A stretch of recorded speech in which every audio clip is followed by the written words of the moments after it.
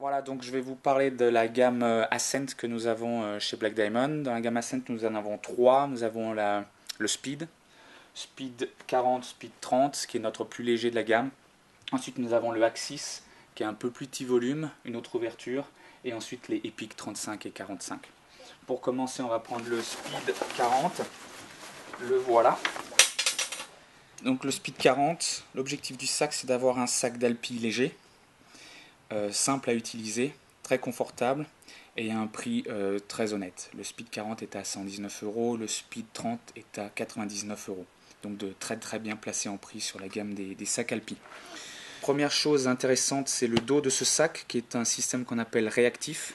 Donc le système réactif, c'est avant tout les bretelles amovibles, donc ce qu'on appelle swing arm, qui donne quelques centimètres de battement au niveau des bretelles, donc très intéressant quand on commence à monter en verticalité ou tout ce qui est marche, beaucoup plus de maniabilité.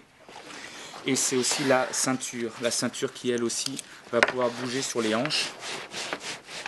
Et ça aussi, ça rend le sac beaucoup plus confortable au niveau du portage. Ensuite, bien sûr, on a les bretelles qui sont ergonomiques. On a des rappels de charge sur les bretelles. Sur l'avant du sac, donc nous avons notre accroche piolet ici, très léger, relié avec ce cordon. Donc c'est très simple, je vais vous montrer plus que l'expliquer, ça va plus vite. Et ensuite on n'a plus qu'à serrer. Et voilà, le tour est joué. Très simple, très léger. Option suivante, pour accrocher le crampon sur l'avant, nous avons la possibilité ici de passer des sangles.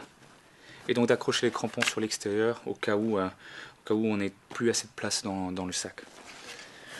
L'ouverture du sac sur le haut, avec un capuchon classique.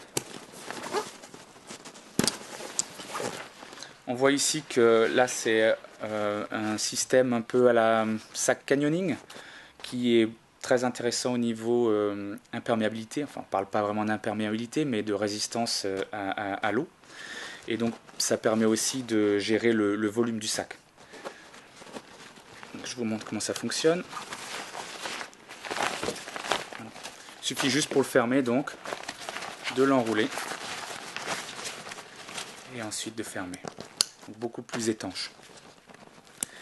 À l'intérieur, on a aussi ce petit rehaut au cas où on ait besoin de rajouter un peu plus de volume.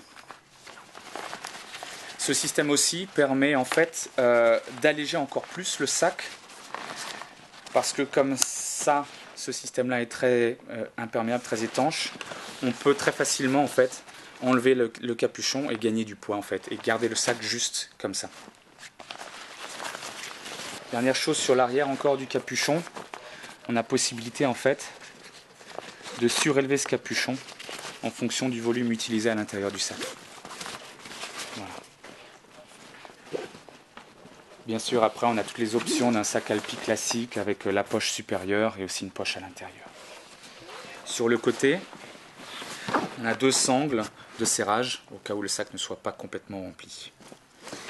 Et pour finir, au niveau de la ceinture, on voit qu'on a des rappels de charge sur les côtés pour approcher le poids du sac sur les hanches et aussi des portes matériels, ceci pour l'ice clipper et ceci pour tout ce qui est à clipper directement sur la ceinture, ce qui est quand même très pratique.